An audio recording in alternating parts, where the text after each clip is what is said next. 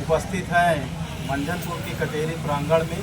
और यहाँ पे हम आज जाने मानी शख्सियत श्रीमान धनंजय पासी जी, जो अखिल भारतीय महासभा के राष्ट्रीय महासचिव जी हैं, हम उनसे बात करेंगे। आज जो 1 तारीख को माननीय सुप्रीम कोर्ट ने SC/ST बिल पे जो वर्गीकरण का फैसला दिया है, उस पर हम बात करेंगे। तो सारा ये बताइए, सबसे पहले अपना नाम परिचय बताइए। पहले तो आपके चैनल को बहुत बहुत धन्यवाद। और मेरा परिचय एडवोकेट धनंजय पासी मेरा नाम है। मैं ग्राम सभा टेवा जनपद कौशाम्बी के रहने वाला हूँ। जैसा कि आपने अवगत कराया कि जो सुप्रीम कोर्ट का फैसला आरक्षण के संबंध में आया है, तो फिर आप मेरा विचार ले रहे हैं। तो आरक्षण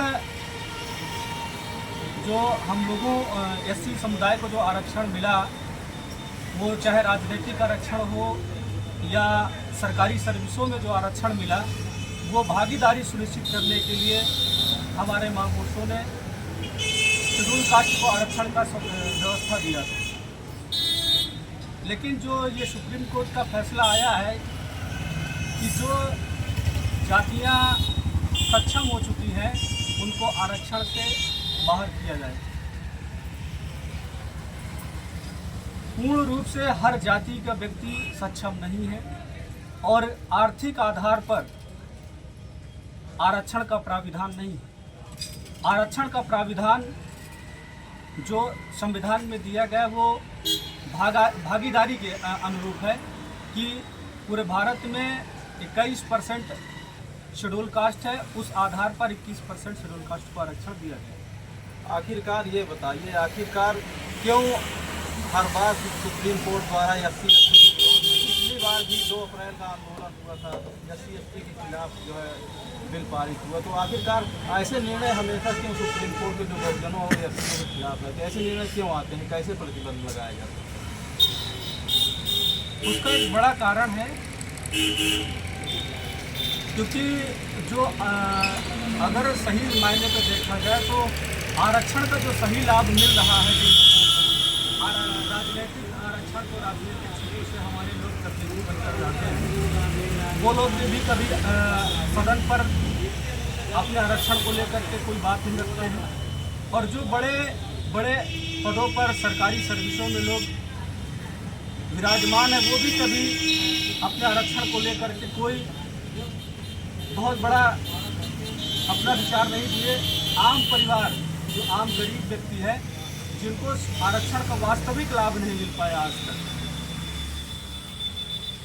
शेड्यूल कास्ट को कि जो भी नामिंद जो आरक्षण के तहत जो जनप्रतिनिधि है, वो सही मायने पर अपने हक अधिकार के लिए लड़ाई नहीं लड़ते हैं। इसलिए बार बार आरक्षण पर सरकार या सुप्रीम कोर्ट सवाल खड़ा करती है।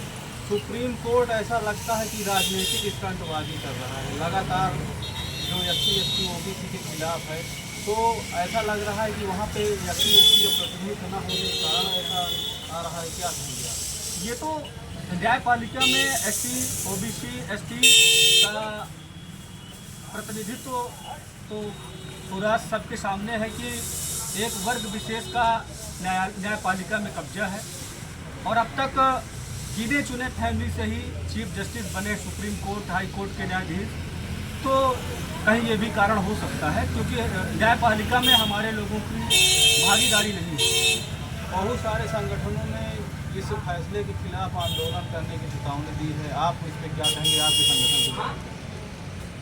हम बिल्कुल तैयार हैं, उनका साथ देंगे, क्योंकि ये समाज के हक अधिकार का मामला है। जहां हमारी ज़रूरत है, अपने समाज के लिए हम लड़ाई लड़ने के लिए तैयार। आप अभी तक ये देख रहे थे कि जो खासतौर से NDA गठबंधन के लोग थे, वो लगातार एक नारा दे रहे थे, संविधान बचाओ, बाबा साहेब के संविधान। तो कहीं ना कहीं ये आरक्षण का मुद्दा उठा के संविधान की मूल भावनाओं की हत्या, आखिरकार क्यों विपक्ष इस पे नहीं बोल? देखिए, हकीकत में तो अगर पक्ष है और विपक्ष, सत्ता पक्ष जो है वो और जो विपक्ष है वो बाबा साहब के संविधान को बराबर ख़त्म किया जा रहा है। धीरे धीरे संशोधन करके संविधान से छेड़छाड़ करके उस पर कई तरह के कानून बदले गए विपक्ष सिर्फ मौखिक रूप से संविधान बचा रहा है, लिखित रूप में विपक्ष लड़ाई नहीं लड़ रहा है। अगर विपक्ष अपनी सही पावर पे लड़ाई लड़ने लगेगा तो सत्ता पक्ष जो संविधान में संशोधन करा करके जो गरीब शोषित वंचित वर्ग के जो आरक्षण उस पर जो बार बार जो है कुछ न कुछ आदेश आता रहता है, इस पर ये सब होना बंद हो जाए कि जिस दिन विपक्ष सही रूप से काम करे। आखिरकार SC/ST के आरक्षण में वर्गीकरण किया हुआ तो क्या SC/ST वर्ग के लोगों में बिखराव आ जाएगा? बिल्कुल आएगा भाई।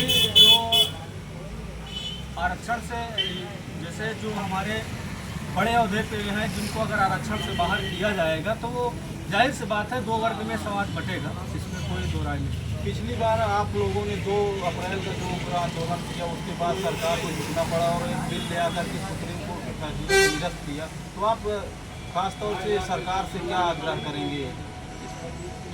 सरकार और विपक्ष मेरा दोनों से आग्रह है कि ऐसे कानूनों पर जो है विचार करना चाहिए, क्योंकि किसी भी अधिकार की लड़ाई को आम व्यक्ति लड़ता है सड़क से लेकर सदन तक, और जो लोग सदन में बैठे हैं जिनको आरक्षण का सही लाभ मिल रहा है वो लोग नहीं बोलते हैं, चाहे वो सत्ता पक्ष के हों चाहे विपक्ष के हों। अगर सदन में बैठे लोग कानून का सही जो जानकारी रखते हैं, हर कानून के बारे में समझते हैं, अगर वो लोग सही गलत का विरोध करेंगे तो शायद है कि आम व्यक्ति को रोड पर आंदोलन करने की जरूरत नहीं पड़ेगी। क्या आरक्षण को संविधान की 9वीं अनुसूची में डाल देना चाहिए? क्योंकि आए दिन जो है ना सुप्रीम कोर्ट द्वारा आरक्षण से या संविधान से खतरे, तो क्या इसको 9वीं अनुसूची में डाल देना चाहिए ताकि इसका कोर्ट बिल्कुल डालना चाहिए। जब तक इस देश से छुआछूत, भेदभाव, ऊंच नीच की भावना जब तक इस देश से पूर्णतः खत्म नहीं होती तब तक के लिए आरक्षण को सुरक्षित कर देना चाहिए।